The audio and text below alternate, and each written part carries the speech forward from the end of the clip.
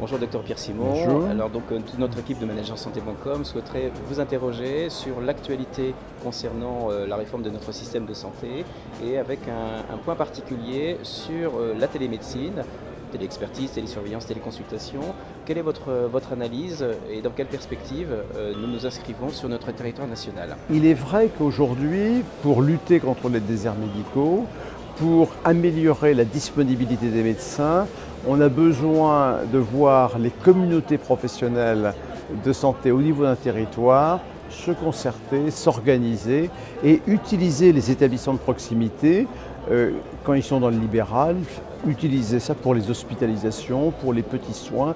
Et je trouve que ça va permettre de désengorger les hôpitaux les plus importants et surtout les services d'urgence. Nous étions vraiment un système qui était à bout de course. Il y avait trop d'encombrement dans les urgences. Les hôpitaux qui ont des plateaux techniques très coûteux avec des coûts de journées d'hospitalisation aujourd'hui qui sont très élevés.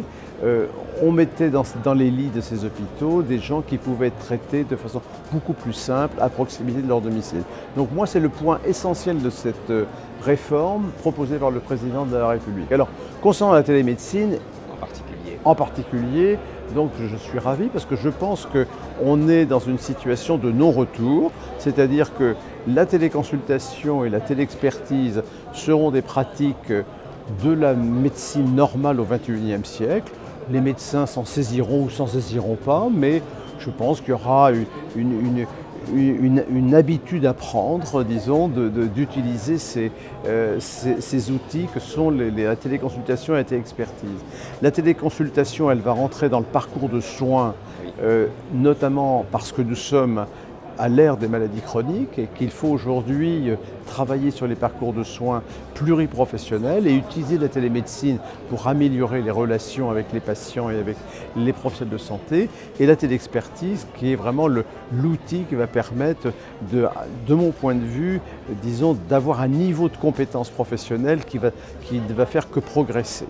Concernant la télésurveillance médicale, nous sommes encore dans l'expérimentation et c'est une grande sagesse d'avoir donné 4 ans pour évaluer cette télésurveillance médicale. Je pense qu'elle passera dans le droit commun à partir de 2022, mais la télésurveillance médicale, c'est un changement complet du système de santé puisque les patients atteints de maladies chroniques seront non plus suivis à l'hôpital, mais suivis à domicile.